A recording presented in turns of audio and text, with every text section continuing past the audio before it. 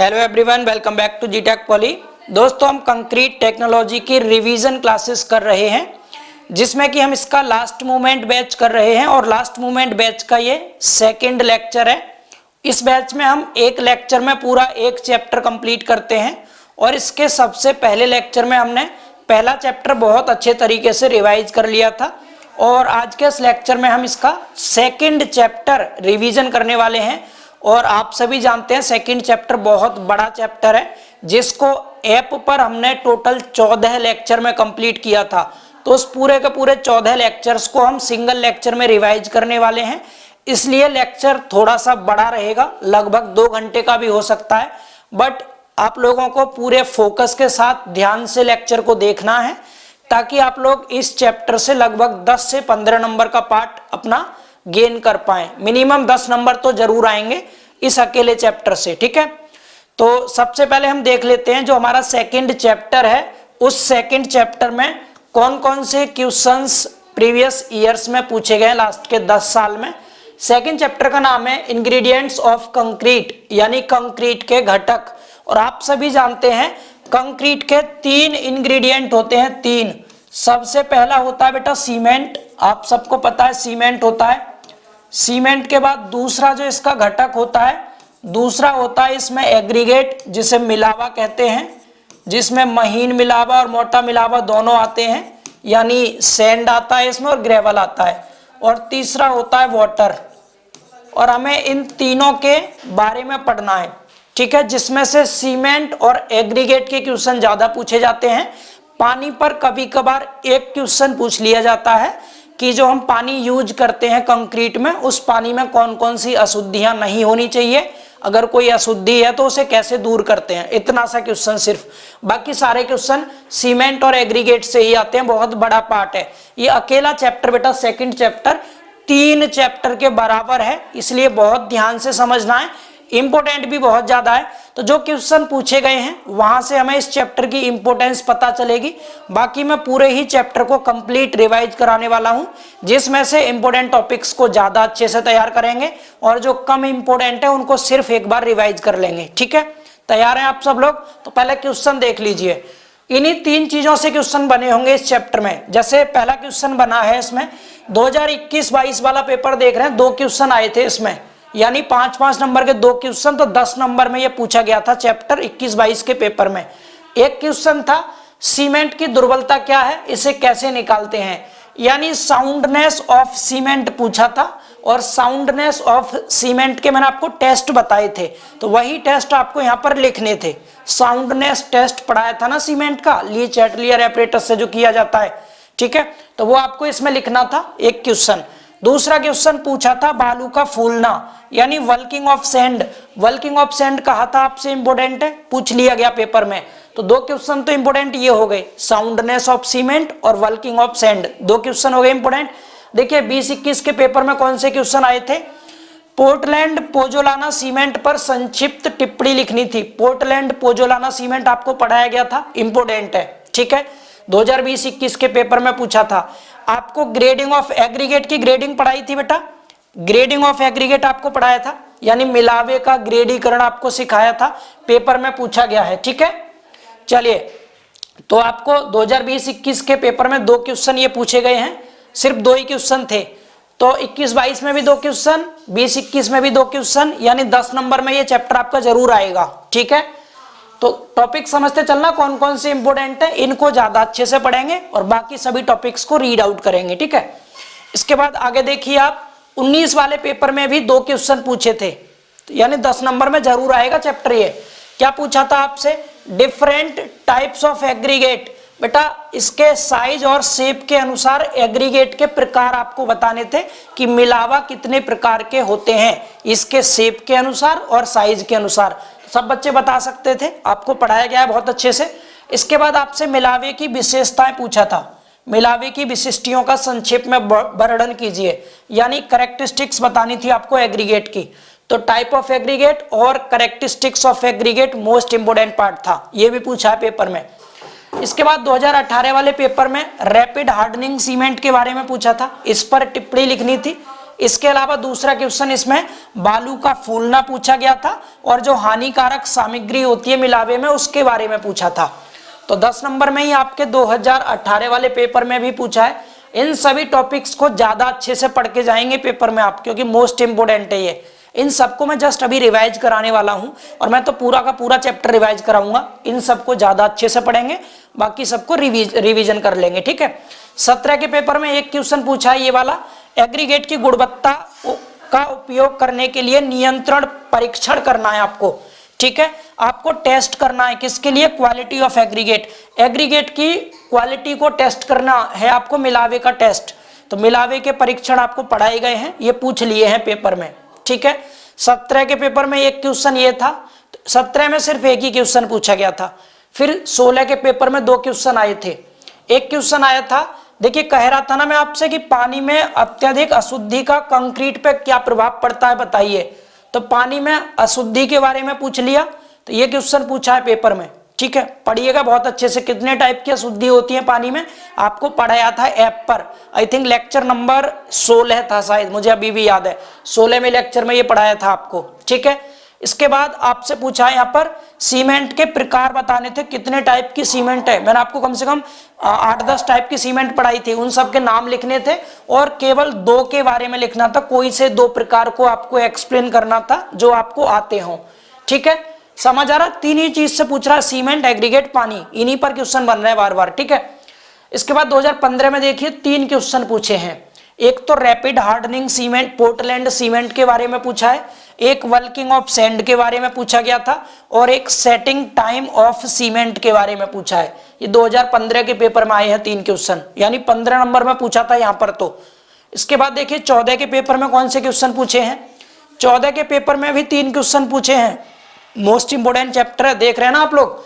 यहाँ देखिए क्या पूछा है, सीमेंट के विभिन्न रासायनिक अवयव पूछे थे। रासायनिक अवयव जानते हैं, chemical composition, C3A, C4AF, C3S, C2S पढ़ाए थे ना आपको ये, तो वही पूछे हैं। यानी फंक्शन पूछे हैं इनके, इफेक्ट पूछे हैं केमिकल कंपाउंड के, ठीक है। इसके बाद यहाँ पर हमसे फिर से क्लासिफिकेशन पूछ लिया एग्रीगेट का, इसके साइज के अनुसार। साइज के अनुसार एग्रीगेट के प्रकार बताने थे, मिलावे के प्रकार आपको बताने थे। इस क्वेश्चन में आपसे पूछा है सीमेंट के प्रारंभिक और अंतिम जमाव काल के बारे में, इसको ज्ञात करने की विधि बतानी है, यानी सेटिंग टाइम टेस्ट आपको इसमें करना था सीमेंट का, ये भी इंपोर्टेंट है। 2013 के पेपर में देखिए क्या पूछा है, मिलावे का सूक्ष्मता मापांक आपसे पूछा है, फाइननेस मॉडुलस आपसे पेपर में पूछा गया मिलावे का। एल्यूमिना सीमेंट और कम ऊष्मा सीमेंट के उपयोग भी बताने थे इसमें आपको, ठीक है। हाई एल्यूमिना सीमेंट और लो हीट सीमेंट के बारे में भी पूछ लिया था 2013 में, क्लियर है।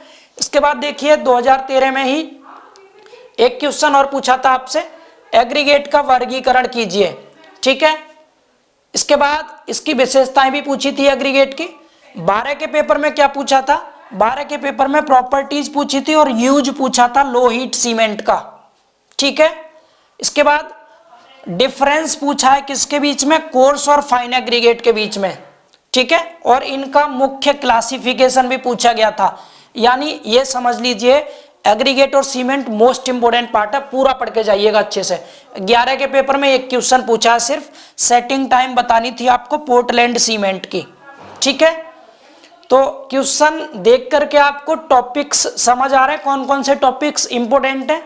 अब इन टॉपिक के अलावा भी बहुत सारे टॉपिक बचते हैं जो पेपर में पूछे जा सकते हैं।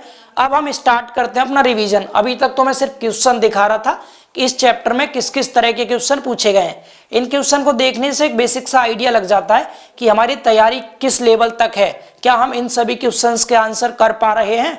नहीं कर पा रहे तो हमारे साथ पढ़िए, उसके बाद कर पाएंगे।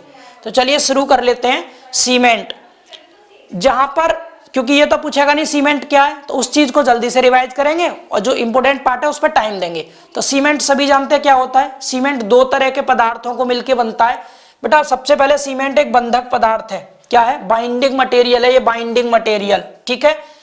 और सीमेंट में लगभग 65 से 67% चूना में पदार्थ होता है, यानी कैल्केरियस मटेरियल होता है इसमें, और 32 से 35% मृत्तिका में पदार्थ होता है, आर्जिलेसियस मटेरियल। इनको घूरडी भट्टी में पकाकर और अच्छी प्रकार से महीन पीस कर सीमेंट बनाया जाता है। सभी को समझ आ रहा है? सीमेंट में दो तरह के पदार्थ हैं, मृत्तिका में पदार्थ, चूना में पदार्थ। मृत्तिका में कम होता है 32 से 35%, चूना में जो होता है वो 65 से 67% होता है। इन दोनों को अच्छे से पीस करके घूरडी भट्टी में और ये सीमेंट बनाया जाता है। तो सीमेंट तो आप जानते हैं क्या होता है। आगे बढ़ते हैं हम अब।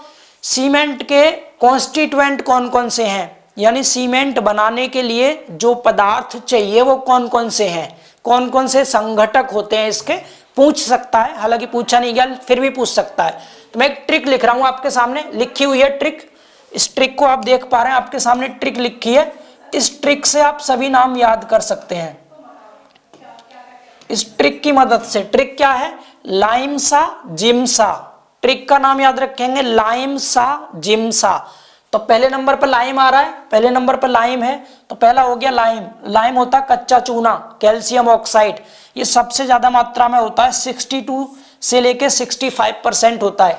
दूसरा होता है S for silica, SiO2। Silica 17 से 25% होता है। एल्यूमिना जो होता है वो 3 से 8% होता है। इसको याद कर लीजिए, लाइमसा जिम्सा। Lime, silica, alumina, gypsum, iron oxide, magnesia, sulphur और एल्कलीज, ये होते हैं सभी। इनकी परसेंटेज मात्रा घटते क्रम में है। सबसे ज्यादा लाइम है, 62 से 65, फिर 17 से 25। इन दो को याद करिएगा अच्छे से, ये मेन कंपोनेंट है लाइम और सिलिका। इसके बाद फिर ये 3 से 8% है, एल्यूमिना जो होता है। अब इसके बाद देखिए 3 से 4, 3 से 4, फिर 1 से 3, 1 से 3 और 0.2 से 1%। याद कर लेंगे क्रम से। कैसे याद करेंगे? पहला 62 से 65% लाइम हो गया, सिलिका 17 से 25%, फिर एल्यूमिना 3 से 8%। इसके बाद के नीचे जो है ना वो 3 से 4, 3 से 4 दो जगह, फिर 1 से 3, 1 से 3 दो जगह, फिर सबसे नीचे 0.2 से 1% होता है। ये इनकी परसेंटेज मात्रा है। इधर इनके नाम हो गए। ये सभी सीमेंट के कॉन्स्टिट्यूएंट हैं। अब थोड़ा थोड़ा इन सब के कार्य देख लेते हैं, क्या क्या कार्य होते हैं। तो सीमेंट में लाइम का क्या कार्य होता है बेटा? तो लाइम जो है सबसे मेन कंपोनेंट है, क्योंकि ये सबसे ज्यादा मात्रा में है। ठीक है, तो सीमेंट को अच्छी जो सामर्थ्य देता है वो लाइम देता है। इसके अलावा चूने की मात्रा अधिक होने पर जमाव के समय फैलाव होता है बेटा, एक्सपेंशन हो जाता है। जब सीमेंट जमती है तो फैलने लग जाती है। ठीक है, जिससे ये क्या होता है, ये अनसाउंड हो जाती है। यहां पर अनसाउंड लिखना है आपको। क्या लिखना है बच्चे? यहां पर अनसाउंड, ये सही कर लीजिएगा, एन आएगा यहां पर। ठीक है, अनसाउंड यानी दोषपूर्ण हो जाती है। अगर हम ज्यादा मात्रा में यूज कर लेंगे लाइम तो सीमेंट हमारी दोषपूर्ण हो जाएगी और इसका विघटन हो जाता है। ठीक है, इसके बाद चूने की मात्रा अगर कम हो जाए तो क्या होगा? तो स्ट्रेंथ घट जाएगी। तो ये 2 पॉइंट, आपको 3 पॉइंट याद करने हैं लाइम के बारे में, कि लाइम जो होता है वो सीमेंट को सामर्थ्य देता है, स्ट्रेंथ देता है। अगर लाइम की मात्रा हम लिमिट से ज्यादा यूज कर लेंगे तो इससे सीमेंट जब सेट होगी तो इसका एक्सपेंशन हो जाएगा, फैलने लग जाएगी ये। ठीक है, फैलने का मतलब ये दोषपूर्ण हो गई, अनसाउंड हो गई। ठीक है, एंड इसका विघटन भी हो जाता है। और अगर मात्रा कम यूज करें इससे लाइम की तो इसकी सामर्थ्य कम हो जाएगी, क्योंकि ये सामर्थ्य दे रहा था। लाइम के बारे में क्लियर। अब आते हैं सिलिका। तो सिलिका क्या देता है? इंग्लिश में भी लिखा है, इंग्लिश वाले बच्चे इंग्लिश में पढ़ लीजिएगा। ठीक है, सिलिका क्या काम करता है बेटा? सिलिका भी इसको स्ट्रेंथ देता है। लाइम भी सामर्थ्य देता है सीमेंट को, सिलिका भी स्ट्रेंथ देता है सीमेंट को। लेकिन अगर हम इसकी मात्रा ज्यादा यूज कर लें, एक्सेस मतलब ज्यादा यूज कर लें हम लाइम, इसकी सिलिका की मात्रा सीमेंट में, ये सिलिका आएगा SiLiCa, सिलिका। ठीक है, अगर आपने इसकी मात्रा ज्यादा यूज कर ली ना तो इससे क्या होगा? इससे सीमेंट की सामर्थ्य तो बढ़ जाएगी लेकिन इसका सेटिंग टाइम भी बढ़ जाएगा, यानी सेट होने में ज्यादा समय लेगी सीमेंट, अगर सिलिका ज्यादा यूज कर लिया तो। क्लियर है सिलिका के बारे में भी। इसके बाद अगला आता है अपना एल्यूमिना। एल्यूमिना का काम क्या होता है? ये क्विक सेटिंग के लिए रिस्पॉन्सिबल होता है। एल्यूमिना अगर सीमेंट में मिला रहे हैं तो सीमेंट में शीघ्र जमने का गुण आ जाएगा, जल्दी जम जाएगी सीमेंट एल्यूमिना की वजह से। इसके अलावा जब क्लिंकर बनता है ना तो क्लिंकर निर्माण जो होता है वो लो टेम्परेचर पे हो जाता है, यानी कम तापमान पर हो जाता है क्लिंकर। सीमेंट बनाएंगे तो वहां बताएंगे क्लिंकर क्या होता है। तो इसमें जब क्लिंकर बनते हैं तो वो लो टेम्परेचर पे बन जाते हैं एल्यूमिना की उपस्थिति के कारण। इसके बाद जिप्सम का क्या काम होता है, जिप्सम इनिशियल सेटिंग टाइम को बढ़ा देता है। प्रारंभिक जमाव काल को बढ़ाने के लिए सीमेंट में जिप्सम का यूज किया जाता है। ठीक है, क्या करता है ये, प्रारंभिक जमाव काल को बढ़ जाता है, इसकी वजह से इनिशियल सेटिंग टाइम इंक्रीज हो जाता है जिप्सम की वजह से। ये जेई तक में पूछा गया क्वेश्चन होता है। इसके बाद अगला जो है आयरन ऑक्साइड, बेटा रेड कलर देता है, ये रेडिश ब्राउन कलर प्रोवाइड करता है। तो यहाँ लिखेंगे सीमेंट को रंग देने का जो काम करता है वो आयरन ऑक्साइड देता है। आयरन ऑक्साइड ज्यादा मात्रा में यूज करें तो रेडिश ब्राउन कलर मिलेगा। तो ये सीमेंट को बेटा कलर और हार्डनेस और स्ट्रेंथ तीनों चीज प्रदान करता है, इसकी वजह से सीमेंट को रेडिश ब्राउन कलर प्रदान करता है ये। मैग्नीशिया का काम क्या है, स्पेलिंग सही कर लीजिएगा, मैग्नीशिया। ठीक है, मैग्नीशिया भी सीमेंट को इस रंग प्रोवाइड करता है, लेकिन आयरन ऑक्साइड लोहा जिसमें होगा ना, लोहा ऑक्साइड, वो लाल कलर देगा, और जब मैग्नीशिया होगा तो वो येलो कलर देगा। ठीक है, येलो कलर देता है। क्लियर ना सभी को। अगर हम मैग्नीशिया की मात्रा ज्यादा यूज कर ले तो इसकी वजह से भी सीमेंट जो है दोषपूर्ण हो जाएगी। कैसी हो जाएगी, दोष युक्त हो जाएगी। एक तो लाइम की वजह से साउंडनेस आ रही थी, एक मैग्नीशिया की वजह से साउंडनेस आती है, और एक आगे सल्फर आएगा उसकी वजह से भी साउंडनेस आती है। इनको जल्दी क्यों पढ़ा रहे हैं, क्योंकि ये पेपर में पूछे नहीं गए, बहुत इंपॉर्टेंट नहीं है, बट फंक्शन इनके देख लेते हैं। इन सबको मिलाकर के सीमेंट बनती है। ठीक है, चलिए इसके बाद अगला है अपना सल्फर। सल्फर क्या है, SO2 सल्फर डाइऑक्साइड के रूप में होता है ये भी क्या करता है, मैंने बताया था ना अभी, ये भी दोष युक्त करने के जिम्मेदार है भाई। इसकी वजह से भी क्या होता है, साउंडनेस इंपार्ट होता है सीमेंट में। तो साउंडनेस के लिए 3 हो गए, लाइम की वजह से भी साउंडनेस आती है, मैग्नीशिया की वजह से साउंडनेस आती है सीमेंट में, और सल्फर की वजह से भी सीमेंट में साउंडनेस आती है। क्लियर है ना, बहुत बढ़िया। चलिए तो यहाँ लिखा भी है, देखिए जो आपका लाइम होता है और मैग्नीशिया होता है, इनके लिए साउंडनेस ज्ञात करने का टेस्ट हमारे पास अवेलेबल है, जिसमें हम ली चैटलियर एपरेटस का यूज करके इनकी स्ट्रेंथ निकाल लेते हैं। बट जो सल्फर होता है इसके लिए कोई टेस्ट अवेलेबल नहीं है, आप सल्फर की साउंडनेस फाइंड आउट नहीं कर सकते। ठीक है, तो साउंडनेस ड्यू टू लाइम आएगा बच्चे, यहाँ ये मिस्टेक है, यहाँ पर लाइम कर लीजिएगा टाइम की जगह। ठीक है, soundness due to lime and magnesia can be measured directly. Lime और मैग्नीशिया के कारण जो साउंडनेस आती है इसको डायरेक्टली मेजर कर सकते हैं, but no test is available to measure soundness due to sulphur. Sulphur के कारण जो साउंडनेस आती है इसके लिए कोई भी टेस्ट अवेलेबल नहीं है। क्लियर है, बहुत अच्छे, खत्म हो गए आपके ये, इतने ही थे बेटा। एक और था एल्कलीज। एल्कलीज की वजह से इफ्लोरोसेंस आता है। इफ्लोरोसेंस जानते हैं, अगर कोई दीवार हो उस पर सीमेंट का प्लास्टर हो रखा है, उस दीवार को ध्यान से देखना, कहीं कहीं आपको व्हाइट और ग्रे कलर के धब्बे दिखाई देते हैं बीच बीच में।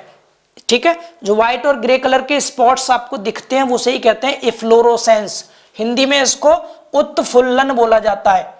तो एल्कलीज की वजह से ही इफ्लोरोसेंस का गुण आता है बेटा, इसमें इफ्लोरोसेंस का दोष आता है, सॉरी दोष होता है ये। ठीक है, तो ये नहीं होना चाहिए।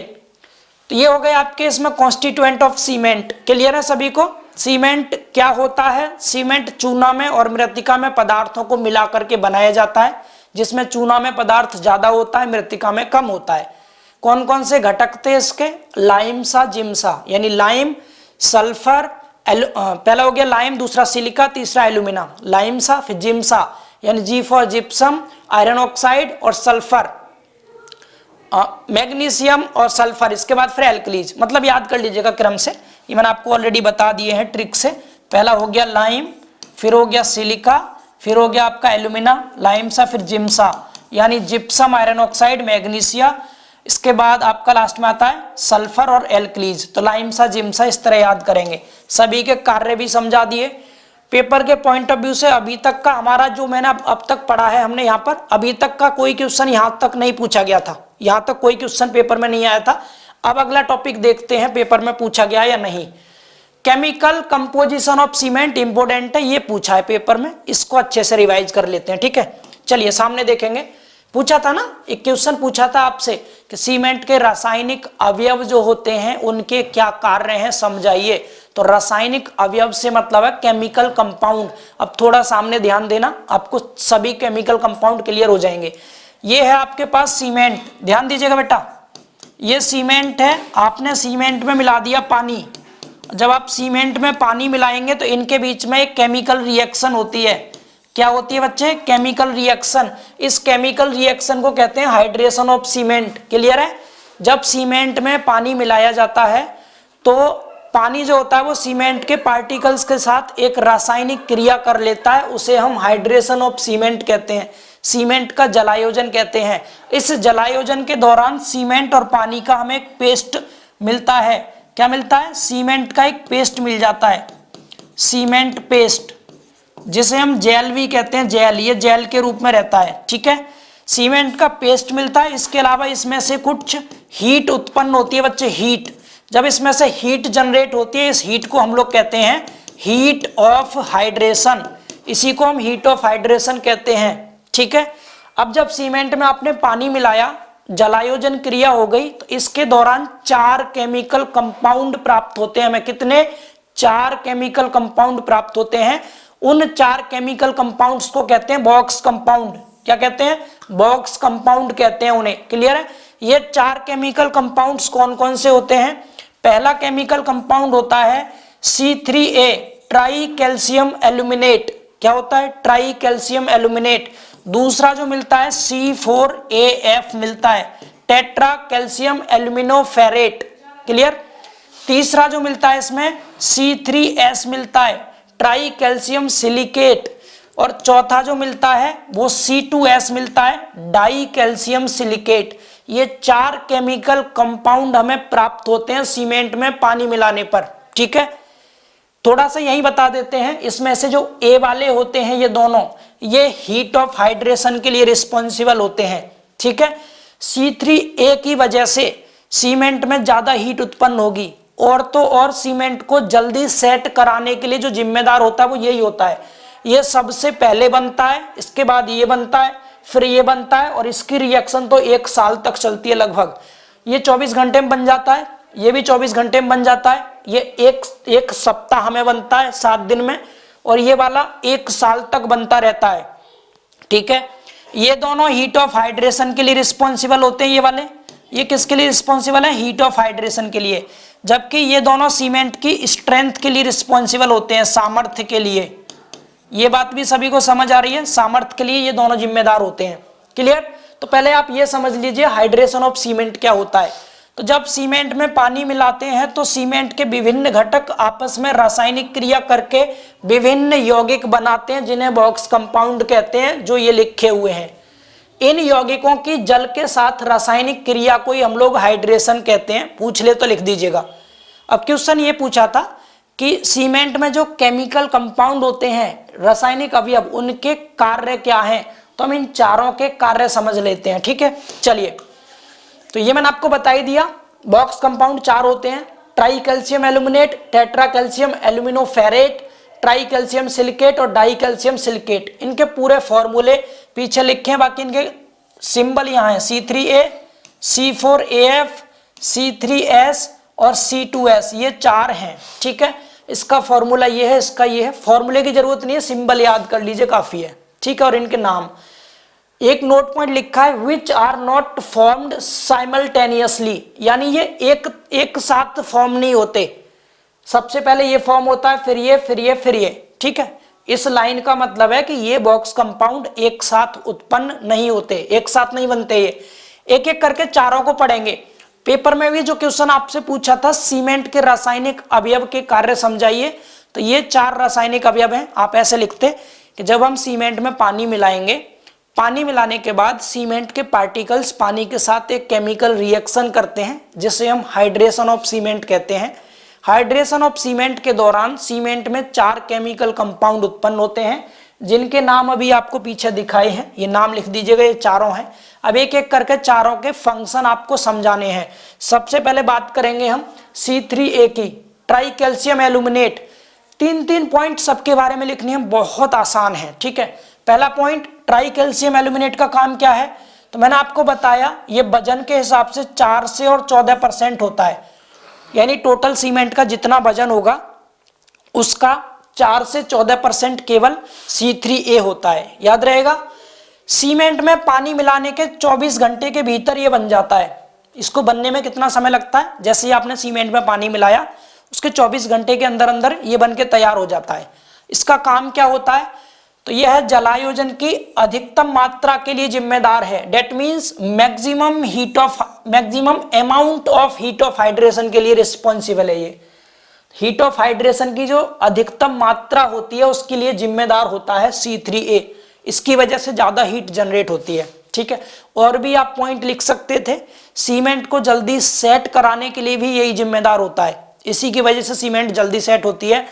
जेई में क्वेश्चन पूछा जाता है कि जिप्सम को काउंटर रिएक्ट कौन करता है, यानी जिप्सम क्या कर रहा था? सेटिंग टाइम को बढ़ा रहा था, प्रारंभिक जमाव काल को बढ़ाता है और ये जल्दी सेट करा रहा है। तो C3A जिप्सम को काउंटर रिएक्ट करता है, आंसर था जेई वाला क्वेश्चन में।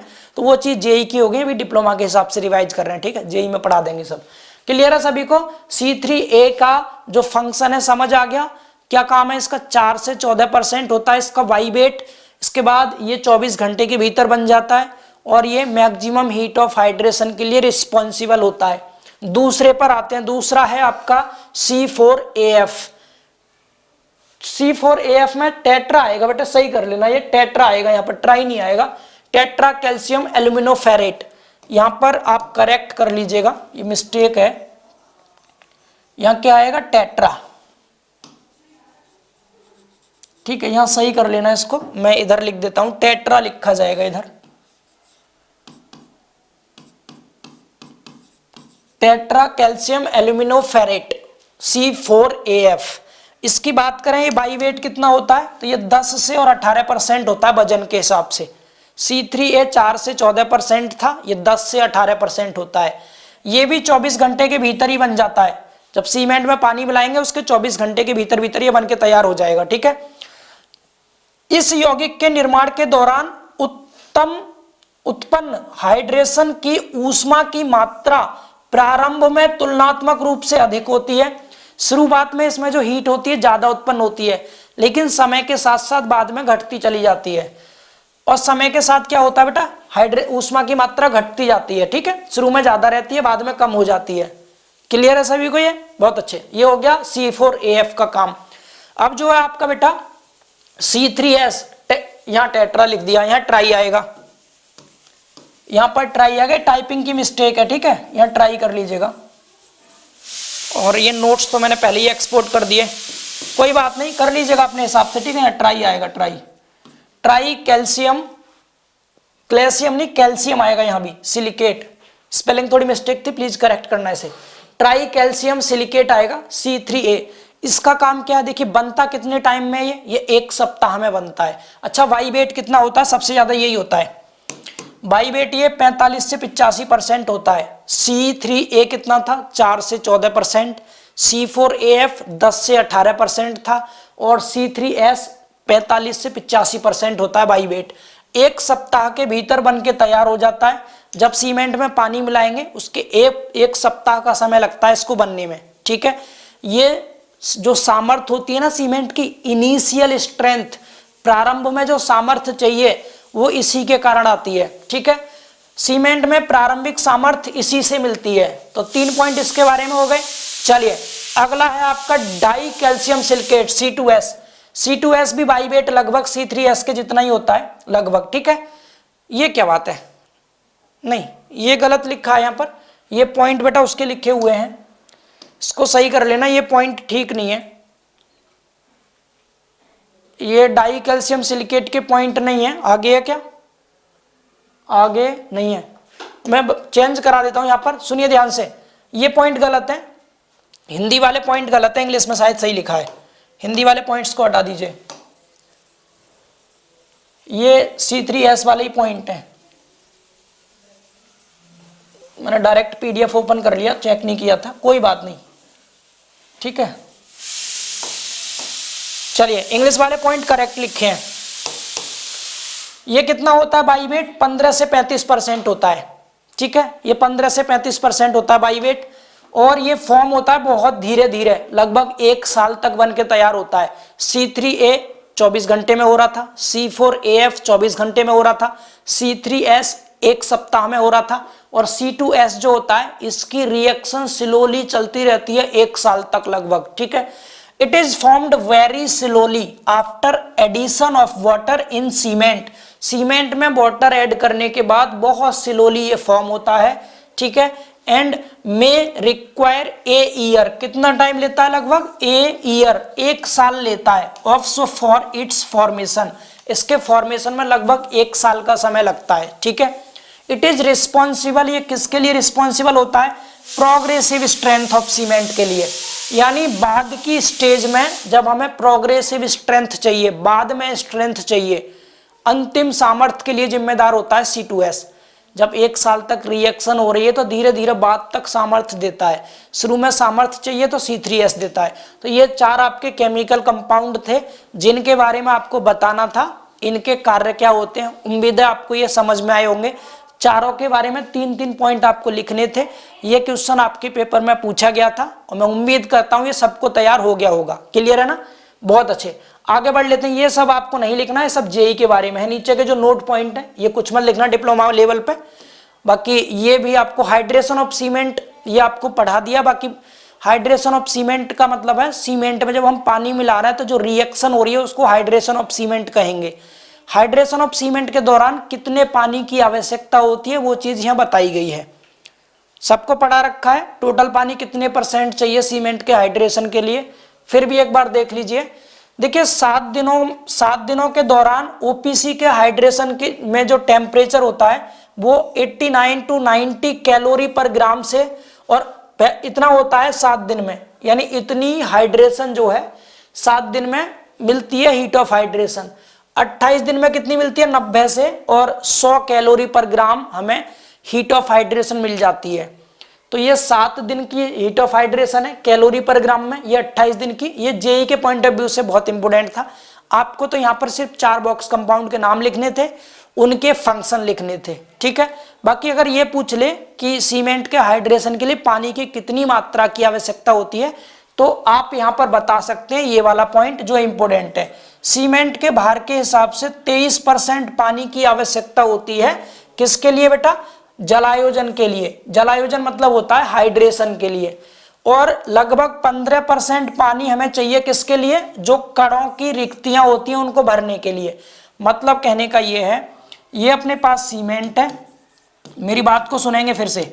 सीमेंट है, आपने इसमें मिला दिया वाटर, आपने पानी ऐड किया। जब पानी ऐड किया तो सीमेंट का पेस्ट बना। क्या बना, सीमेंट पेस्ट बन के तैयार हो गया। तो ये जो पेस्ट बना है ये जेल होता है, एक तरह का जेल, और इस जेल में कुछ वॉइड्स होते हैं, बीच बीच में खाली जगह होती हैं। तो उन खाली जगह को भरने के लिए 15% पानी चाहिए, और इधर हाइड्रेशन के लिए जो पानी हमें चाहिए होता है वो 23% पानी चाहिए होता है। तो 23 और 15 टोटल 38% पानी चाहिए कंप्लीट हीट ऑफ हाइड्रेशन के लिए बाई वेट ऑफ सीमेंट, ठीक है। तो सीमेंट का हाइड्रेशन करने के लिए पानी की कितनी मात्रा चाहिए, तो 23% पानी। सीमेंट का जितना भार है ना उस भार का 23% पानी तो चाहिए हाइड्रेशन कराने के लिए, और 15% पानी चाहिए सीमेंट के पेस्ट में जो खाली जगह होती है उसको भरने के लिए। टोटल हो गया 38% पानी की आवश्यकता होती है। अभी क्लियर, खत्म हो गया क्वेश्चन, इतना ही था, ठीक है। चलिए इसके बाद आप सीमेंट बनाना सीखेंगे। तो आपने ये समझ लिया सीमेंट क्या होती है, सीमेंट में कौन कौन से कॉन्स्टिट्यूएंट होते हैं, उनके काम क्या हैं, सीमेंट में केमिकल कंपाउंड कौन कौन से उत्पन्न होते हैं, उनके क्या फंक्शन थे, और सीमेंट का हाइड्रेशन क्या होता है। अब सीमेंट को बनाना सीखेंगे। सीमेंट बनाने की 2 ही विधि है, एक गीली विधि, दूसरी सूखी विधि, ठीक है।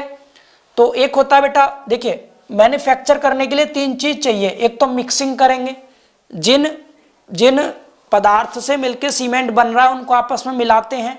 दूसरा बर्निंग करेंगे, पकाएंगे इन सबको, और तीसरा फिर आप पीसेंगे यानी ग्राइंडिंग करेंगे। ये 3 स्टेज में सीमेंट बन के तैयार हो जाता है। 2 मेथड से करते हैं, एक ड्राई मेथड है, ये नया मेथड है बिल्कुल, और जो वेट मेथड है ये पुराना मेथड है, ठीक है। शुष्क विधि और गीली विधि। तो पहले पुराने वाला मेथड समझ लेते हैं, फिर नया। दोनों में बहुत बड़ा अंतर नहीं है, बस इसमें पानी नहीं मिलाते, इसमें पानी मिला देते हैं, इतना अंतर है। बाकी बनाने का तरीका बिल्कुल सेम है। मैं यहाँ समझा देता हूँ आपको। सबसे पहले वेट प्रोसेस की बात करते हैं, जो ओल्ड मेथड है, नम विधि, गीली विधि है।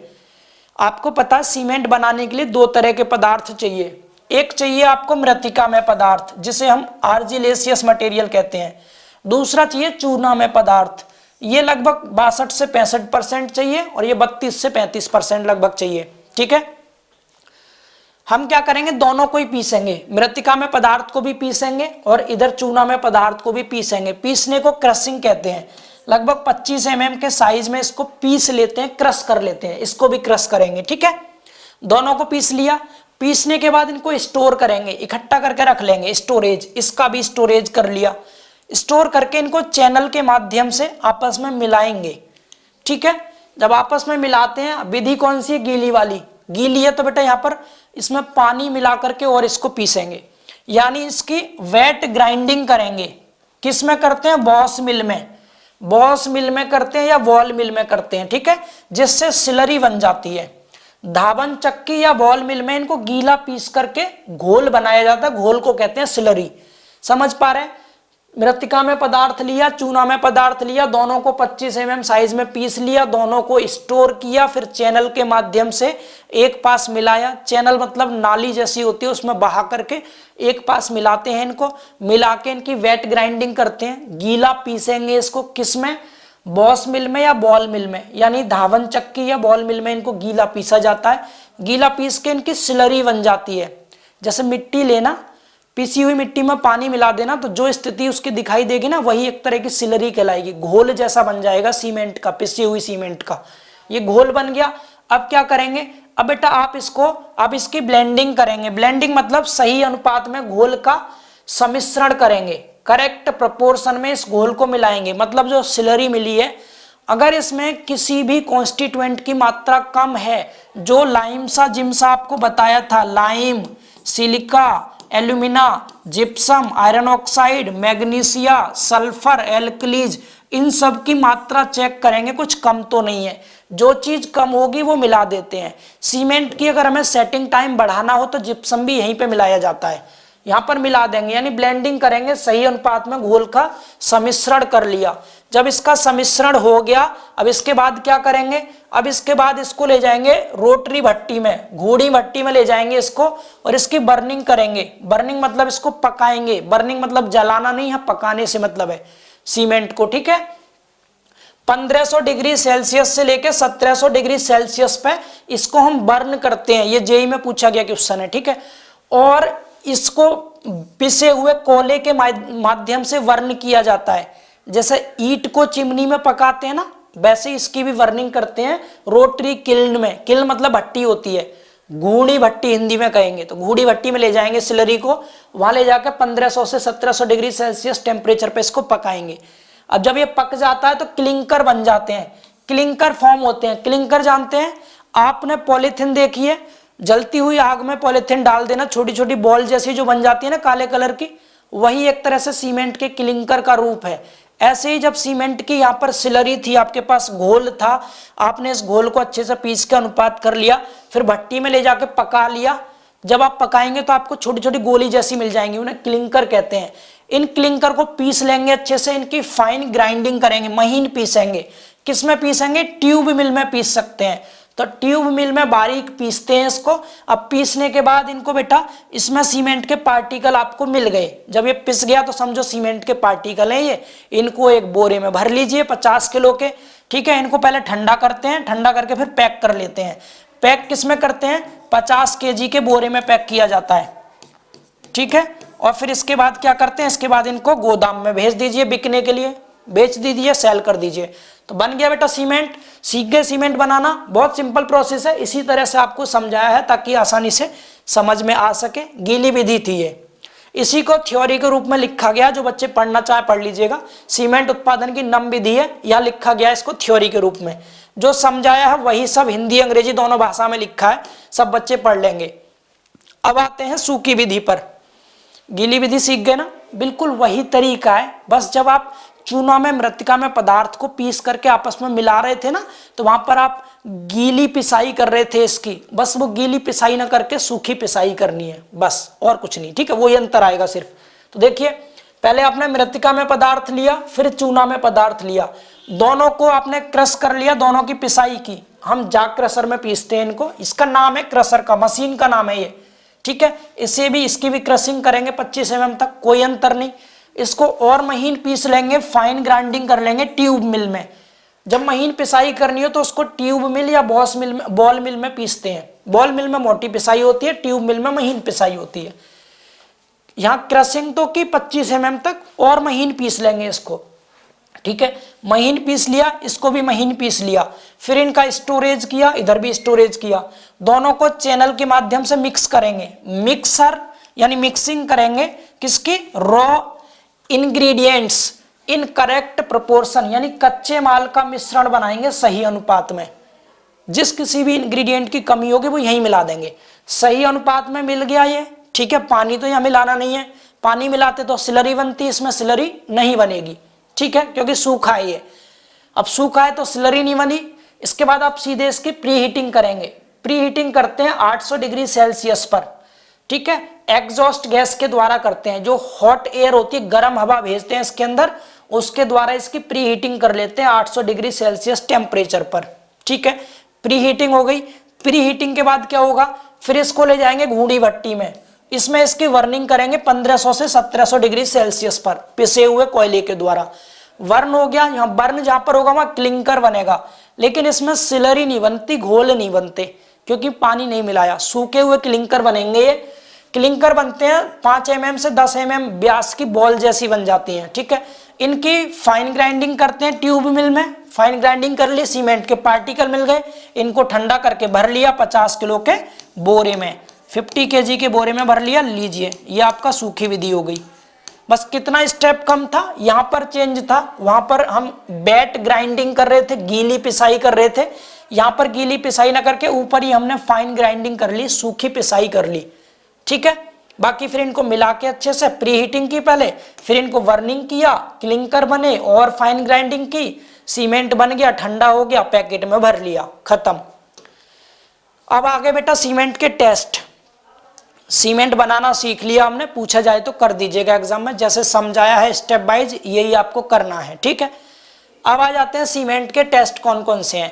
तो एक तरफ तो हमने लिखे हैं फील्ड टेस्ट, 3 है इसके फील्ड टेस्ट, केवल 3 टेस्ट है फील्ड, एक कलर टेस्ट। कौन बताएगा सीमेंट का कलर कैसा होता है, जल्दी से बता दीजिए। सीमेंट का कलर होता है यूनिफॉर्म ग्रे। कैसा होता है, यूनिफॉर्म ग्रे कलर की होती है सीमेंट, ठीक है। क्लियर है, पहला टेस्ट इतना ही था, खत्म।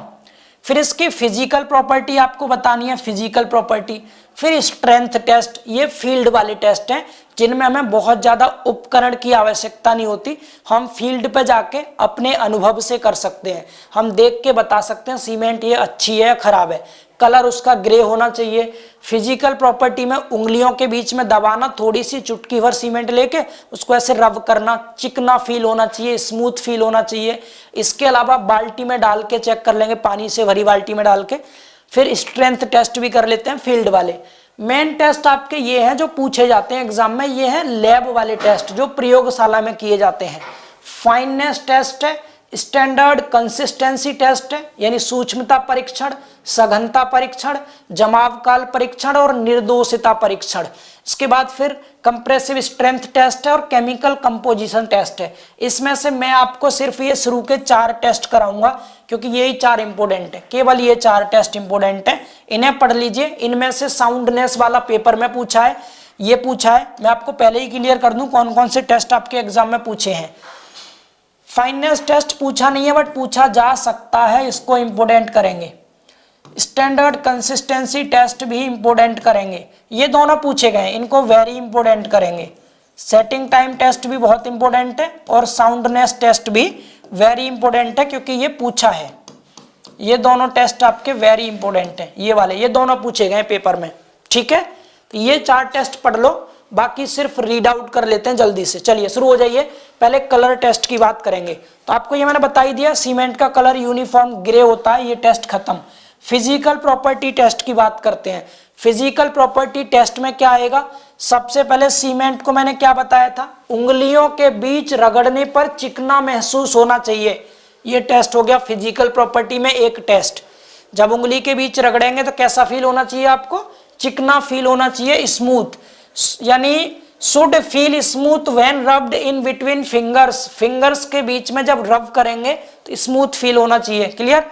अगला फिर क्या करना है, अगर आपने cement should sink in water, पानी में सिंक कर जाना चाहिए, यानी सीमेंट पानी में डूब जाना चाहिए। एंड बेटा सतह पर तैरना नहीं चाहिए। आप एक बाल्टी में पानी भरिए, सीमेंट डाल दीजिए, सीमेंट ऊपर तैरने लग गया तो खराब सीमेंट है, डूब गया तो अच्छा है।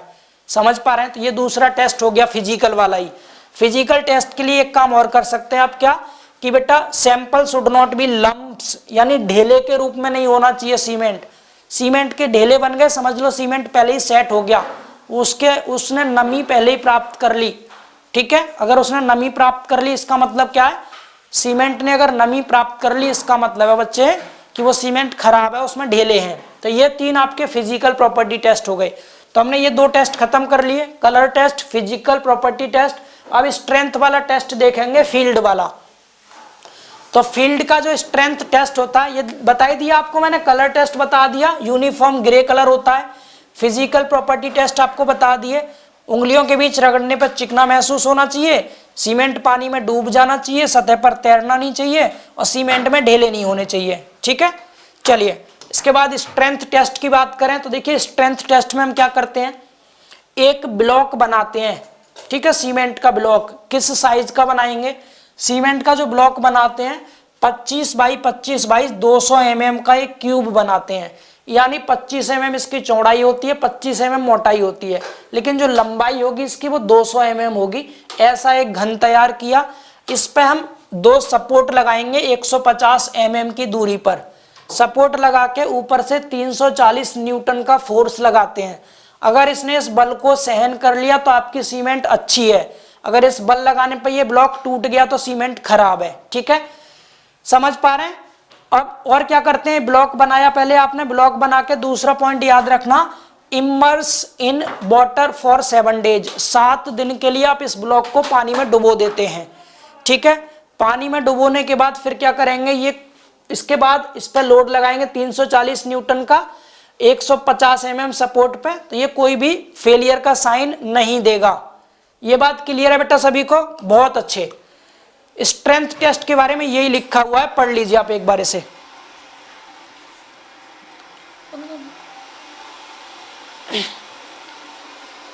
ठीक है, स्ट्रेंथ टेस्ट तक क्लियर हो गया, फील्ड टेस्ट आपके खत्म हो गए बेटा। अब आते हैं लैब वाले टेस्ट। अब लैब टेस्ट की बात करते हैं, तो लैब टेस्ट में सबसे पहला है फाइननेस टेस्ट, सूक्ष्मता परीक्षण। एक चीज आपको पहले ही बता दें, सीमेंट जितनी ज्यादा महीन होगी वो उतनी ही अच्छी मानी जाती है। अगर बहुत महीन है सीमेंट तो समझो बहुत अच्छी सीमेंट है। ठीक है, तो जितना सीमेंट जितना महीन होगा उसके गुण उतने ही अच्छे होंगे। महीन सीमेंट, एक चीज और, जो सीमेंट फाइन होती है उसका विशिष्ट सतही क्षेत्रफल यानी स्पेसिफिक सरफेस एरिया ज्यादा होता है, ये ज्यादा होता है बेटा। ठीक है, महीन सीमेंट का स्पेसिफिक सरफेस एरिया अधिक होता है, इससे कार्य में सीमेंट की खपत भी कम होती है। और ये परीक्षण सीमेंट के कणों की माप करने के लिए किया जाता है। तो ये तो इंट्रोडक्शन बताया, भी किया नहीं है, फाइननेस टेस्ट अब करेंगे। समझ पा रहे हैं बेटा? ये चीज क्लियर है सभी को? जो फाइननेस टेस्ट क्यों करते हैं, क्योंकि सीमेंट जितना महीन होगा उतने ही अच्छे गुण वाला माना जाता है। और तो और सीमेंट, जो फाइन सीमेंट होता है उसका स्पेसिफिक सरफेस एरिया ज्यादा होता है, यानी जब हम सीमेंट को कार्य यूज में लेंगे, महीन सीमेंट है तो वो कम खर्च होगी, अगर इसके पार्टिकल मोटे हैं तो ज्यादा सीमेंट खर्च हो जाएगी। ठीक है, चलिए बाकी ये सब आपको पढ़ने की जरूरत नहीं है। अब आ जाइए टेस्ट पर।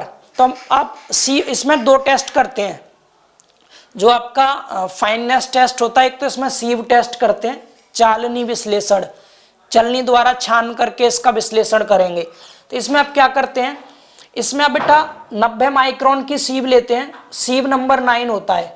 90 माइक्रोन की चलनी होती है जिसके छिद्र का साइज 90 माइक्रोन होता है। ठीक है, सीव नंबर 9 होता है, इसकी संख्या होती है चलनियों की अलग अलग।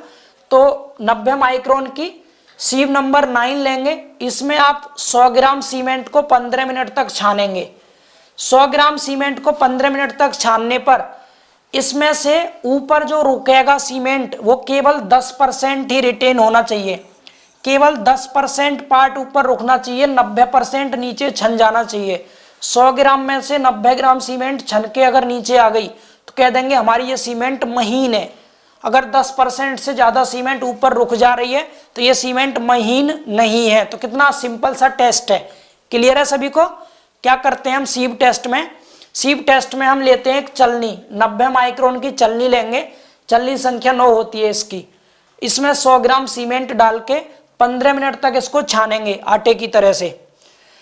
इसमें 10% ही ऊपर रुकना चाहिए सीमेंट, 90% तक पास हो जाना चाहिए। तो समझ जाइएगा कि सीमेंट महीन है। और ये तो ओपीसी सीमेंट की बात है, ऑर्डिनरी पोर्टलैंड सीमेंट। 100 ग्राम ओपीसी सीमेंट को 90 माइक्रोन आईएस चलनी संख्या 9 पर 15 मिनट तक छानने पर अवशेष 10% से अधिक नहीं बचना चाहिए। इतना सा टेस्ट था। अब अगर ओपीसी सीमेंट की जगह आपने रैपिड हार्डनिंग सीमेंट यूज की है या आपने सुपर सल्फेट सीमेंट यूज की है तो इसके लिए केवल 5% ही अवशेष बचना चाहिए ऊपर। 5 होगा, 50 क्यों लिख दिया, ये 5% आएगा बेटा यहाँ, ठीक है। कितना, केवल 5% ही अवशेष बचना चाहिए ऊपर, 5% से अधिक नहीं बचना चाहिए रैपिड हार्डनिंग सीमेंट के लिए। ओपीसी में 10%। तो आप ये दोनों पॉइंट लिख सकते हैं सीव टेस्ट में। इसी में हम फाइननेस टेस्ट में एक और टेस्ट करते हैं जिसका नाम होता है एयर परमेबिलिटी टेस्ट। शायद ना दिखाई दे रहा हो आपको, इसको सरफेस एरिया टेस्ट कहते हैं। मैं लिख देता हूं यहां पर कौन सा टेस्ट, सरफेस एरिया टेस्ट, अगर आपको नहीं दिख रहा हो तो। Surface area test, surface area test में क्या करते हैं, जितना ज्यादा सरफेस एरिया होगा सीमेंट का, सीमेंट उतनी ही महीन होगी। तो डायरेक्ट याद कर लीजिएगा, ओपीसी सीमेंट का विशिष्ट सतही क्षेत्रफल जो होता है specific surface area 2250 centimetre square प्रति ग्राम होता है, इतने से कम नहीं होना चाहिए। तो समझ जाइए आपके सीमेंट महीन है। जिस सीमेंट का 1 ग्राम सीमेंट का जो सरफेस एरिया है 2250 सेंटीमीटर स्क्वायर होगा, वो सीमेंट आपकी महीन सीमेंट कहलाती है, ठीक है। बस इतना सा याद कर लेना, बाकी खत्म। आते हैं अपने दूसरे टेस्ट पर जिसका नाम है स्टैंडर्ड कंसिस्टेंसी टेस्ट। हिंदी में कहते हैं इसको सघनता परीक्षण। सबसे पहले कौन से उपकरण द्वारा इस टेस्ट को करते हैं, इसको करते हैं बिकार्ट एपरेटस के द्वारा। बिकार्ट्स एपरेटस एक उपकरण होता है जिसको हम कहते हैं बिकार्ट्स एपरेटस। अभी दिखाएंगे इस उपकरण को, आपको आगे दिखा रहा हूं, वेट करें बस। तो इस बिकार्ट एपरेटस में हम क्या करते हैं बेटा, इसकी सहायता से टेस्ट करेंगे। इस उपकरण में एक प्लंजर होता है, प्लंजर, ठीक है, एक प्लंजर होता है। प्लंजर के बारे में याद रखना, 10 mm व्यास और 50 mm हाइट का होता है ये प्लंजर, ठीक है। इसमें एक मोल्ड होता है, मोल्ड, और इस मोल्ड में मैं पहले दिखाई दूं डायग्राम तो आपको ज्यादा अच्छे से समझ में आएगा। किधर है, ये रहा, ये बिकार्ट एपरेटस है, ये आपकी किताब वाला है, ये हमने स्टैंडर्ड अलग से ले रखा है, ठीक है।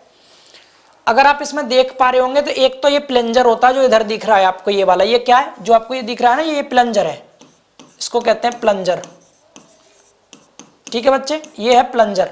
तो यहां दिखा रखा है प्लंजर। एक्चुअल में इस प्लंजर का साइज क्या होता है, ये प्लंजर जो होता है आपका, इसकी हाइट तो होती है 50 mm और इसका व्यास होता है 10 mm। यही मैंने बताया था। पहला पॉइंट लिखेंगे आप इस वाले टेस्ट में, पहला पॉइंट क्या लिखेंगे कि इसमें बिकार्ट एपरेटस का यूज करते हैं। कंसिस्टेंसी टेस्ट में बिकार्ट एपरेटस का यूज करते हैं।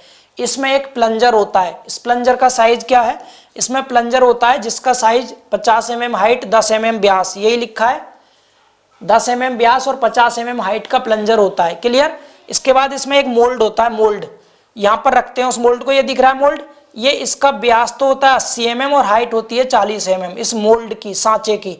तो एक प्लंजर हो गया, दूसरा सांचा हो गया, ये दो चीज क्लियर है। ये उपकरण का फ्रेम है, फ्रेम, इसको उठा के यहाँ पर रखते हैं, ठीक है, यहाँ रखते हैं इसको। तो इन दोनों का साइज जरूर लिखेंगे आप लोग।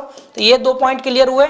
बिकार्ट एपरेटस का यूज करेंगे, प्लंजर होता है, इसका साइज 10 mm व्यास 50 mm हाइट। इसमें एक मोल्ड होता है, मोल्ड का नीचे वाला जो डायामीटर है वो 80 था, 80 mm, हाइट इसकी 40 mm थी मोल्ड की। अब करने का तरीका क्या वो भी सुन लीजिए। अब आपने क्या किया, यहाँ रख दिया अपना मोल्ड जिसकी हाइट है 40 mm, व्यास है 80 mm। इसमें ये प्लंजर लगा हुआ है, इस प्लंजर को ऊपर से रिलीज करेंगे। यहाँ सीमेंट का पेस्ट भर लेते हैं, सीमेंट है उसमें पानी मिला के उसका पेस्ट भर लिया, इस प्लंजर को नीचे छोड़ते हैं, रिलीज करते हैं। जब आप रिलीज करेंगे तो ऊपर से सीमेंट के पेस्ट में ये अंदर धस जाएगी, इसकी सुई कितनी अंदर तक धसनी चाहिए, तो ऊपर से जब ये धसेगा तो 33 से 35 mm धस जाना चाहिए इसके अंदर। या मैं यूं कहूं नीचे से कितनी हाइट तक ऊपर रहनी चाहिए इसकी नीडल जो होगी, प्लंजर की सुई जो होगी, वो सुई नीचे से लगभग, अब ये 40 था टोटल, तो अगर 33 धस गया तो 7 बचा और 35 धस गया तो 5, तो लगभग 5 से लेके 7 mm, कितना 5 से 7 mm ऊपर होनी चाहिए सुई, क्योंकि टोटल हाइट इसकी 40 mm है सांचे की हाइट, तो इसमें 33 से 35 mm तक धस जाना चाहिए, यानी 5 से 7 mm ऊपर रहना चाहिए। अगर ये कंडीशन आती है तो सीमेंट पेस्ट में जितना पानी मिलाया था वो पानी की मात्रा इसकी कंसिस्टेंसी कहलाती है।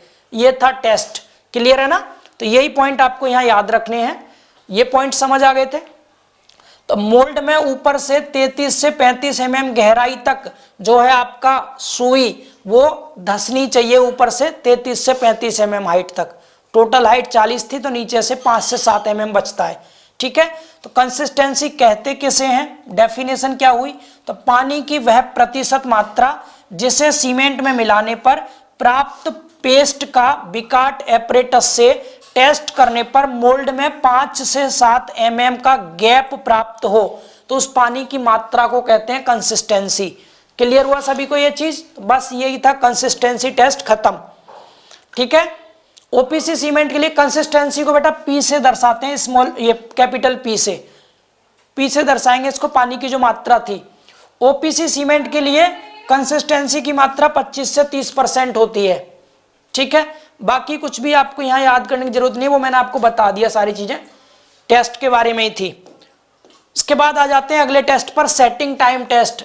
सेटिंग टाइम टेस्ट दो तरह के होते हैं, एक होता है इनिशियल सेटिंग टाइम, दूसरा final setting time. Initial setting time का मतलब है प्रारंभिक जमाव काल। ये क्या होता है, प्रारंभिक जमाव काल किसे कहते हैं? सीमेंट है आपके पास, आपने सीमेंट में पानी मिलाया, पानी मिलाने के बाद सीमेंट का पेस्ट बन गया, तो सीमेंट का जब पेस्ट बन गया तो शुरुआत में सीमेंट प्लास्टिक होती है। प्लास्टिक से मतलब पॉलीथिन नहीं, प्लास्टिक से मतलब है कि उसको आप कोई भी शेप और साइज में ढालेंगे तो उसी में ढल जाएगा। उस समय जब सीमेंट में पानी मिलाया, गीली सीमेंट, ताजा सीमेंट, उसे प्लास्टिक सीमेंट कहेंगे। आप जैसा चाहें वैसा शेप उसे दे सकते हैं। तो सीमेंट में पानी मिलाने के बाद से लेकर और जब सीमेंट अपनी प्लास्टिसिटी लूज करना शुरू कर दे, प्लास्टिसिटी को खोना शुरू कर दे, यानी वो सेट होना स्टार्ट हो जाए, तो उस समय को कहते हैं इनिशियल सेटिंग टाइम, ठीक है। सीमेंट में पानी मिलाने से लेकर उस क्षण तक जब सीमेंट का प्रारंभिक जमाव होने लगता है, यानी cement starts losing its plasticity, इसका जो समय है इसको प्रारंभिक जमाव काल कहते हैं। अब टेस्ट करने का तरीका सुनिए। 500 ग्राम सीमेंट लेंगे, आधा किलो सीमेंट लगभग। इसमें हम स्टैंडर्ड कंसिस्टेंसी जो था, यानी जो पानी था, पी जो था, पी जिस पानी पर प्लंजर जो है ऊपर से 33 से 35 mm धस जा रहा था विकाट एपरेटस में, उस पानी की मात्रा को हमने कहा था कंसिस्टेंसी, सघनता।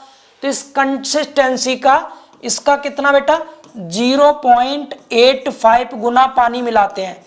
जितना पानी हमने कंसिस्टेंट सीमेंट में मिलाया था उसका 0.85 गुना पानी मिलाएंगे। 500 ग्राम सीमेंट लेंगे, इसमें स्टैंडर्ड कंसिस्टेंसी का 0.85 गुना पानी यानी 0.85 पी पानी मिलाते हैं। इस पानी को मिलाकर पेस्ट बन गया। इसलिए अब इस टेस्ट से पहले हमें स्टैंडर्ड कंसिस्टेंसी टेस्ट करना आवश्यक होता है, ये ध्यान रखेंगे। इनिशियल सेटिंग टाइम टेस्ट करें चाहे फाइनल सेटिंग टाइम टेस्ट करें, इससे पहले आपको स्टैंडर्ड कंसिस्टेंसी टेस्ट करना होता है, क्योंकि इस टेस्ट से हम पी की वैल्यू पता कर लेते हैं, पानी की मात्रा कितनी है जिस पर सीमेंट के पेस्ट में प्लंजर 33 से 35 mm धस जा रहा है, तो उसको पी कहते हैं। जितनी पानी की मात्रा ये थी, इसका 0.85 गुना लेंगे पानी, सीमेंट का पेस्ट बनाएंगे। अब सीमेंट और पानी का जो पेस्ट बनाया है आपने, इसको सांचे में भरेंगे। कौन से सांचे में? वही विकाट एपरेटस वाले सांचे में। इसमें भरकर सांचे को ऊपर से समतल करके विकाट एपरेटस में सुई के नीचे रख देते हैं इसको, और फिर हम सुई को जल्दी से रिलीज करते हैं। जितने टाइम में सुई टॉप से 33 से 35 mm मोल्ड में धसती है, उसी को हम इनिशियल सेटिंग टाइम कहते हैं। और ओपीसी सीमेंट का जो इनिशियल सेटिंग टाइम होता है वो 30 मिनट होता है, ठीक है। प्रारंभिक जमाव काल जो होता है ओपीसी सीमेंट का, वो 30 मिनट रहता है। सभी को समझ आ रहा है ये चीज? बहुत बढ़िया। तो ये इनिशियल सेटिंग टाइम टेस्ट यहाँ समझा रखा है। पहले सीमेंट लिया 500 ग्राम, उसमें पानी मिलाया। कितना पानी मिलाते हैं? 0.85 पी, इतना पानी मिलाएंगे, पानी की मात्रा। ठीक है, इसके बाद क्या करेंगे आप? ये आपने सांचा ले लिया, 40 mm हाइट होती है मोल्ड की। ये प्लंजर है, इसकी नीडल को इसके ऊपर रख दिया सांचे में सीमेंट भर के, और जल्दी से हमने इसको सुई को इसके अंदर धसाया।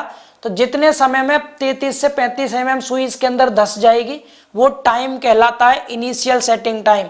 और इस सुई को 33 से 35 mm अंदर धसने में लगभग 30 मिनट का समय लगता है। इसलिए ओपीसी सीमेंट का प्रारंभिक जमाव काल जो होता है वो 30 मिनट होता है। अब बात कर लेते हैं फाइनल सेटिंग टाइम की। इंग्लिश में लिखा है वही सब चीजें जो समझाई हैं। इसके बाद फाइनल सेटिंग टाइम की बात करें तो फाइनल सेटिंग टाइम का मतलब क्या है? सीमेंट जब पूरी तरह से सेट हो जाता है, सीमेंट में पानी मिलाने के बाद से, और सीमेंट अपनी प्लास्टिसिटी को जब पूरी तरह से खो देता है, तो उसे हम लोग कहते हैं फाइनल सेटिंग टाइम। ठीक है, तो जिस समय सीमेंट में पानी डाला जाता है उस समय से और सीमेंट के पूरी तरह से अपनी प्लास्टिसिटी खो देने और पर्याप्त दृढ़ता प्राप्त करने तक का समय सीमेंट का अंतिम जमाव काल कहलाता है। इसका टेस्ट भी हम इनिशियल सेटिंग टाइम टेस्ट की तरह ही करते हैं। इसमें भी 500 ग्राम सीमेंट लेंगे, 0.85 पी पानी मिलाएंगे, पेस्ट बनाएंगे, सांचे में भर देंगे। अब इसमें ध्यान ये रखना, यहाँ से आगे थोड़ा सा अंतर है।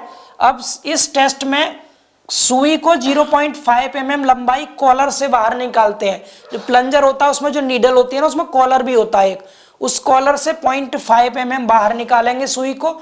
अब आप क्या करेंगे? सांचे के ऊपर सुई रख देंगे और सुई रख के सुई को रिलीज करेंगे, छोड़ेंगे।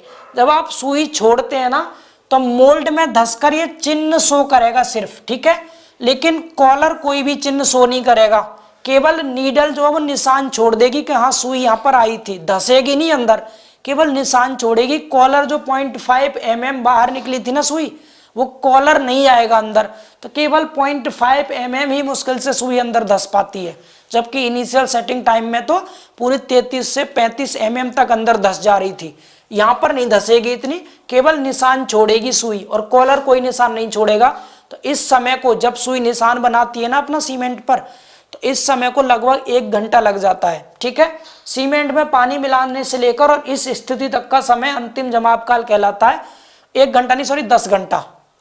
यानी आप सुबह को छोड़ दो नीडल को, उसके ऊपर रिलीज करते हुए धीरे धीरे 10 घंटे का समय लगेगा, तब जाके सुई थोड़ा सा निशान छोड़ेगी। तो वो 10 घंटे का समय आपका अंतिम जमाव काल होता है। क्लियर हुआ टेस्ट ये? तो ये टेस्ट पेपर में पूछे गए थे। सेटिंग टाइम टेस्ट सीमेंट का पूछा है पेपर में। दोनों टेस्ट को अच्छे से तैयार कर लीजिएगा। ठीक है, सिंपल है। अब साउंडनेस टेस्ट की बात करते हैं। तो ये चीज मैंने आपको पहले ही बताई थी। सीमेंट में साउंडनेस 3 चीज की वजह से आती है। एक आती है लाइम की वजह से, दूसरी आती है मैग्नीशिया की वजह से, मैग्नीशिया, और तीसरी आती है सल्फर की वजह से। ठीक है, सल्फर। इन 3 की वजह से आती है साउंडनेस। साउंडनेस मतलब निर्दोषता। लेकिन लाइम के लिए हमारे पास टेस्ट है, मैग्नीशिया के लिए टेस्ट है, सल्फर के लिए कोई टेस्ट नहीं होता है। ये बात स्टार्टिंग में बता रहे हैं। ठीक है, तो यह महत्वपूर्ण है कि सेटिंग के बाद सीमेंट मात्रा में कोई उल्लेखनीय परिवर्तन नहीं होना चाहिए। साउंडनेस का मतलब है कि सीमेंट में कोई भी अनवांटेड वॉल्यूम चेंज नहीं होना चाहिए, यानी अपनी इच्छा से कोई उसमें आयतन में परिवर्तन नहीं होना चाहिए। तो कह देंगे सीमेंट हमारी साउंड है, दोषपूर्ण मतलब निर्दोष है। निर्दोषता कहते हैं, निर्दोष है, इसमें कोई दोष नहीं है अगर इसमें इसके आयतन में कोई भी परिवर्तन नहीं आ रहा है तो क्योंकि यह संरचना के स्थायित्व को गंभीर रूप से प्रभावित करता है। सीमेंट की निर्दोषता चूना, मैग्नीशिया और सल्फर के कारण होती है, ये आप पहले से जानते हैं। तो चूने के लिए अपने पास टेस्ट है, मैग्नीशिया के लिए टेस्ट है, सल्फर के लिए कोई टेस्ट नहीं है। तो पहले हम चूने के कारण जो साउंडनेस आती है उसका टेस्ट करेंगे। चूने के कारण निर्दोषता, तो जब हम लाइम के लिए साउंडनेस टेस्ट करते हैं तो इसके लिए कौन सा एपरेटस यूज करेंगे? ली चैटलियर एपरेटस। नाम याद रखना है। जो हमने पीछे कंसिस्टेंसी टेस्ट किया, सेटिंग टाइम टेस्ट किया, उसमें बिकाट एपरेटस का यूज किया, और जब हम साउंडनेस टेस्ट करेंगे तो ली चैटलियर एपरेटस का यूज करते हैं। ठीक है, इस एपरेटस में क्या होता है, 30 mm का एक बेलनाकार सांचा होता है, एक फ्रेम होता है जो 30 mm साइज का होता है।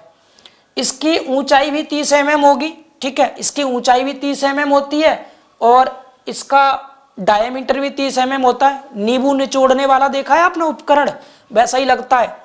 ठीक है, दिखा दें थोड़ा, होगा, कहाँ गया, ये रहा, दिख रहा है आप सबको। तो यहाँ पर जो सांचा रहता है वो ये है सांचा, इधर दिख रहा है, ये वाला सांचा होता है ये। तो इसकी हाइट भी 30 mm होती है और इसका ये जो व्यास है ना, ये वाला डायामीटर एक्चुअल में ये ऐसा रहता है, ऐसा ऐसा ऐसा। तो इसका व्यास भी 30 mm होता है।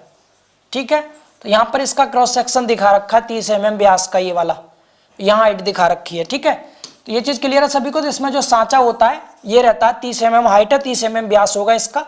इसके ऊपर नीचे ग्लास की प्लेट लगा देते हैं। ठीक है, तो यहाँ देख सकते हैं, ये तो इसका एलिवेशन था, यहाँ इसका प्लान दिखा रखा है। ये क्रॉस सेक्शन है इसका गोल गोल 30 mm व्यास का, 30 mm हाइट का एक सांचा था। इसमें एक स्प्लिट कटा होता है, खांचा बना होता है, ये वाला खांचा। ठीक है, ये 0.5 mm का होता है। बाकी इस एपरेटस की जो भुजा होती है, ये वाली 2 भुजाएं होती हैं, इसकी जो लंबाई होती है 165 mm होती है। क्लियर है सभी को, ये बहुत अच्छे। अब इस टेस्ट को थोड़ा समझ लीजिए, ये टेस्ट क्या कहना चाहता है। तो यहां तक समझ गए थे, चूने का हम साउंडनेस पता कर रहे थे, ली चैटलियर उपकरण द्वारा करते हैं। इस उपकरण में 30 mm का एक बेलनाकार सांचा होता है, इसकी ऊंचाई भी 30 mm होती है, ये क्लियर है आपको। सांचे में बताया था ना, एक 0.5 mm का खांचा बना होता है, स्प्लिट बना होता है, जो मैंने आपको दिखाया था गैप बीच में। खांचे की दोनों साइडों में 165 mm लंबी भुजा लगी होती है, इन्हें हम पॉइंटर कहते हैं। जो भुजा थी इन्हें पॉइंटर कहते हैं।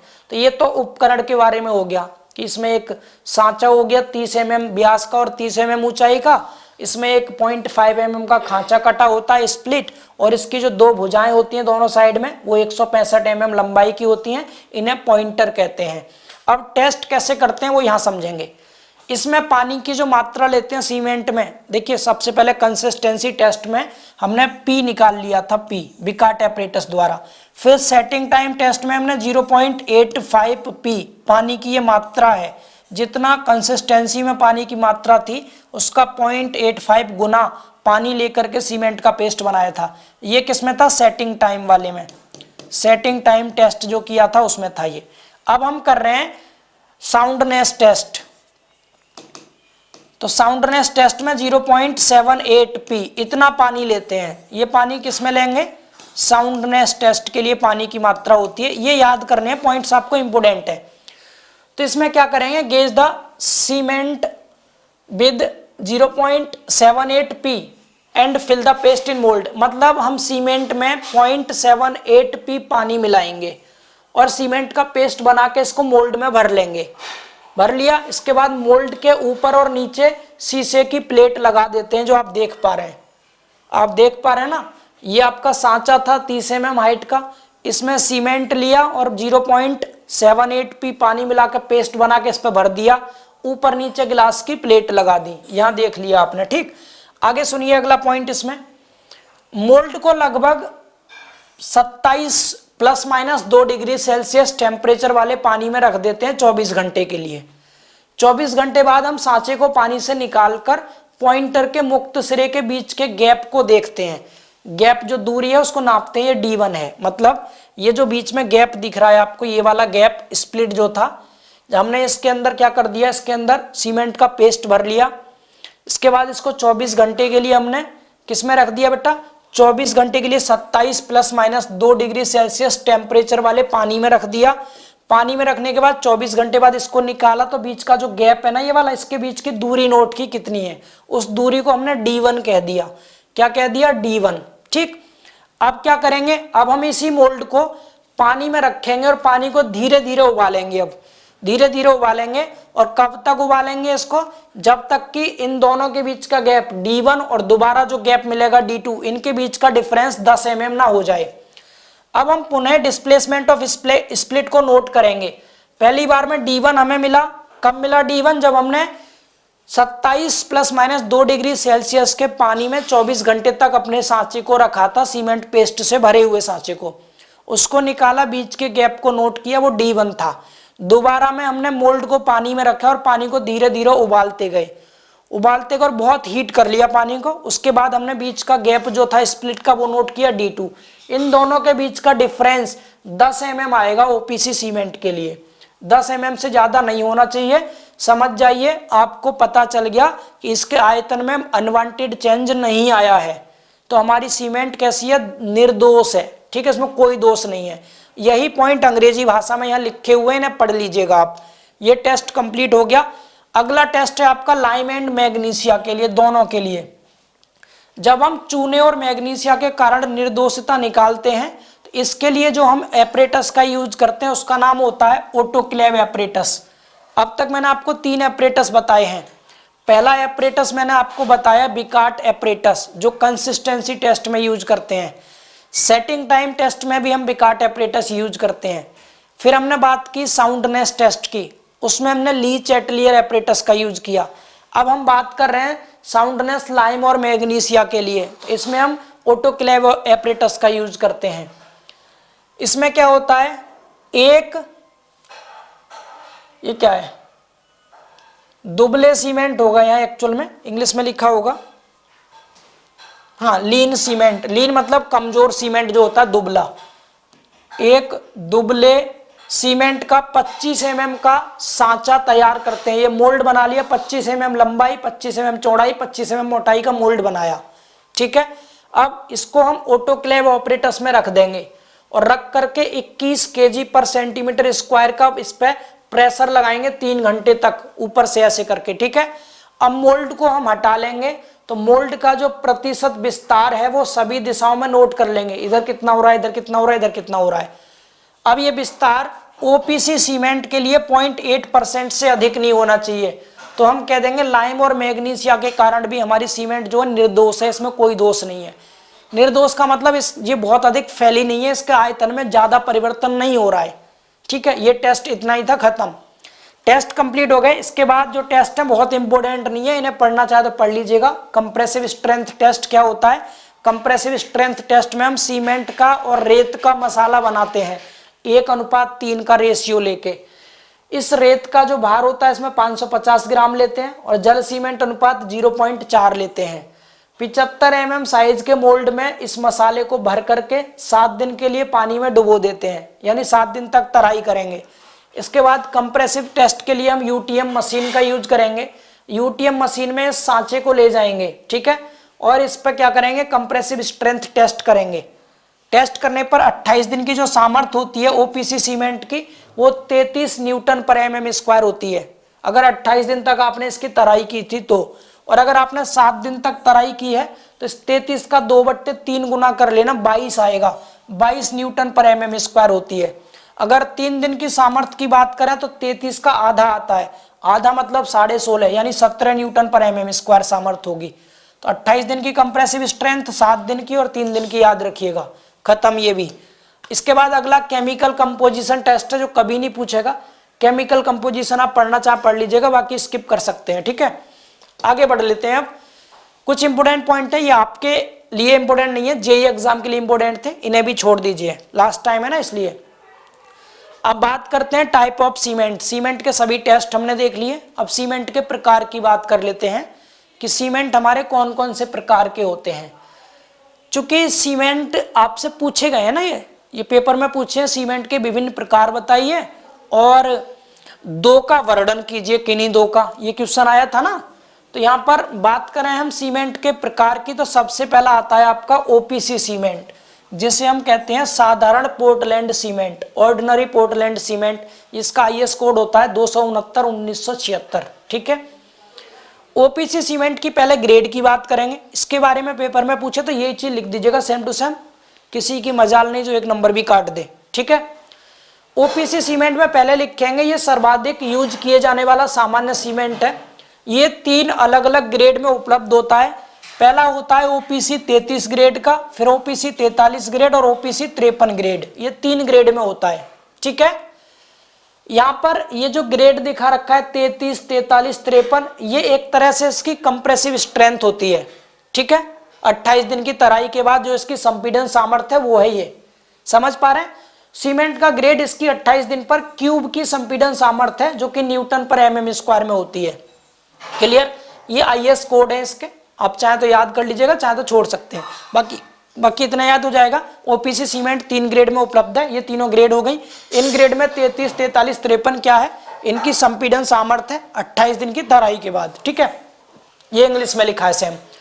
इसके बाद इसी के बारे में थोड़ा सा और पॉइंट लिखेंगे जो आपको पहले से पता है, आपको बहुत सारे पॉइंट पता है, आपने टेस्ट किए ना अभी। ओपीसी सीमेंट का इनिशियल सेटिंग टाइम 30 मिनट होता है, पता है सभी को। फाइनल सेटिंग टाइम 10 घंटे होता है, पता है सभी को।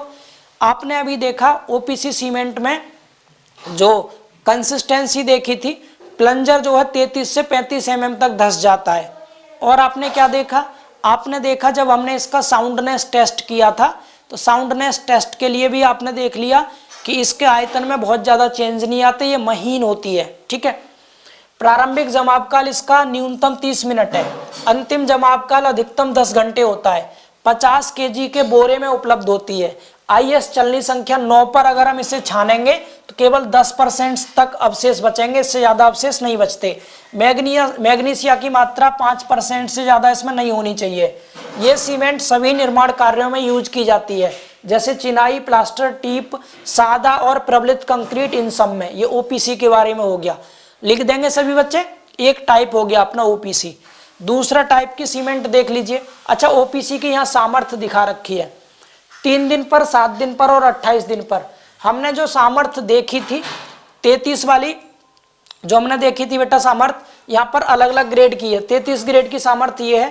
तो देखिए, अगर 33 ग्रेड की, 43 ग्रेड की और 53 ग्रेड की सीमेंट की बात करें ओपीसी, तो 28 दिन की सामर्थ्य तो सीधे यही मिल जाएंगी। 33 की 33 मिलेगी, 43 की 43 और 53 की 53 ही मिलेगी। अब 3 दिन की और 7 दिन की याद करनी है।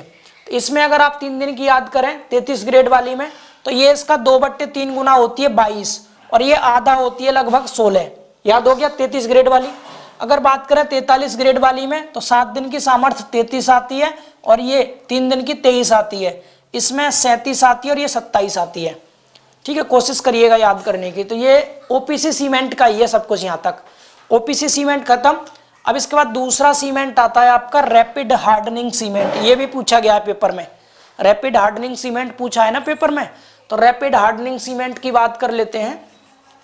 रैपिड हार्डनिंग सीमेंट की बात करें तो रैपिड हार्डनिंग सीमेंट में क्या क्या लिखेंगे?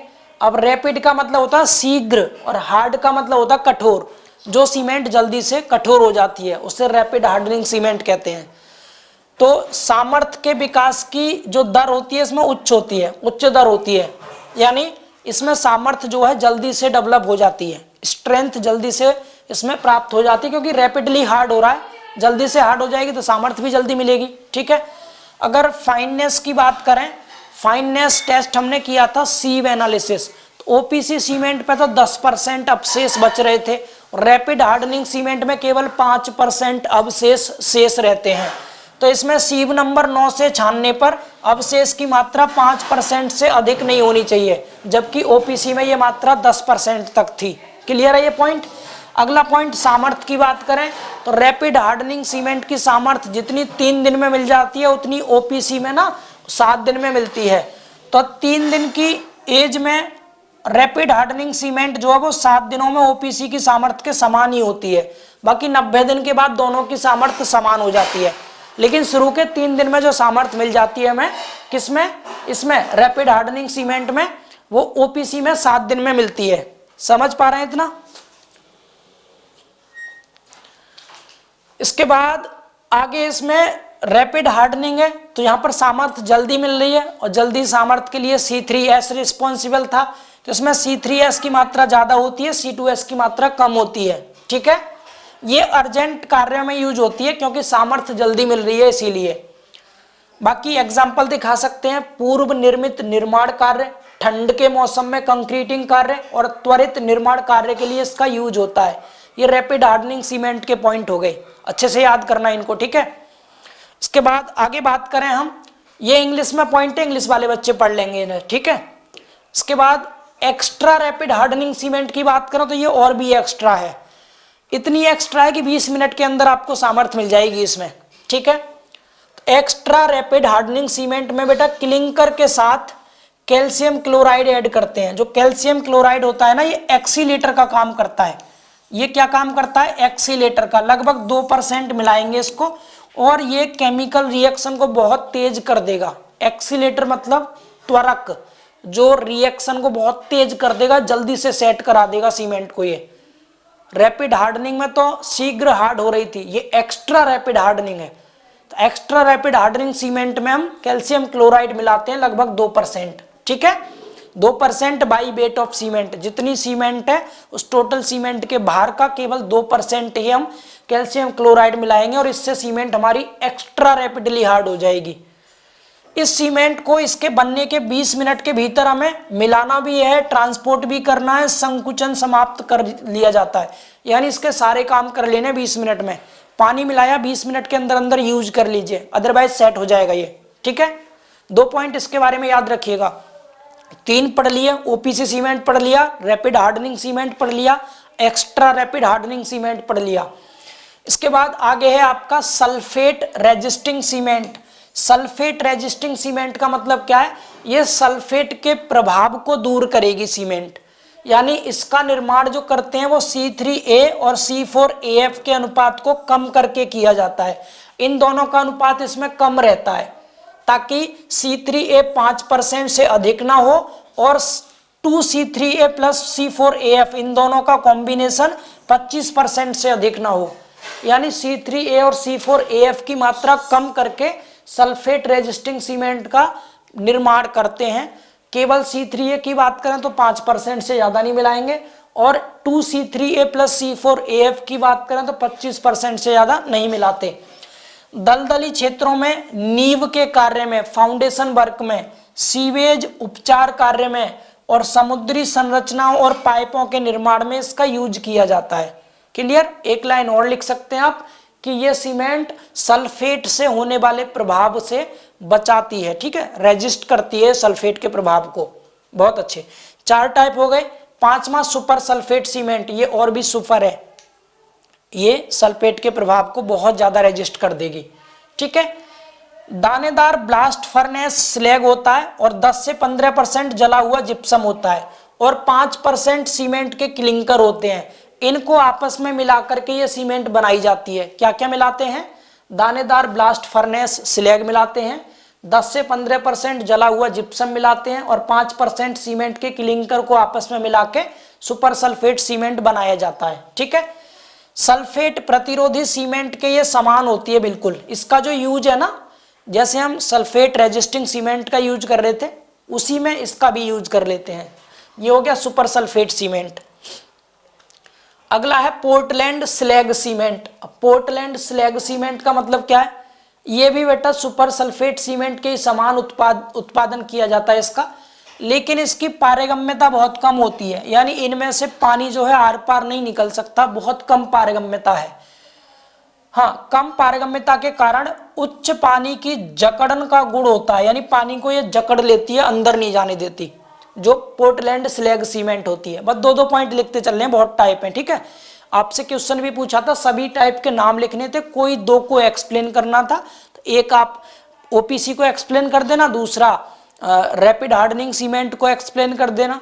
तो दोनों के बारे में अच्छा खासा लिख देंगे और सभी के नाम लिख देना, 5 नंबर पक्के। ठीक है, क्विक सेटिंग सीमेंट, ये जल्दी सेट हो जाएगी। जल्दी सेट हो जाएगी तो इसमें C3A की मात्रा ज्यादा होगी। ठीक है, तो इसे प्रोड्यूस करने के लिए एल्यूमिनियम सल्फेट ऐड करते हैं।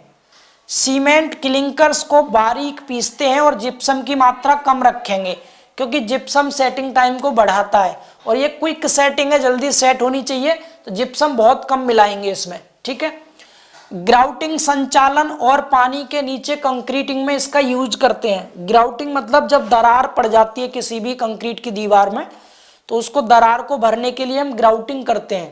तो ग्राउटिंग में जो सीमेंट यूज करते हैं वो क्विक सेटिंग सीमेंट होती है।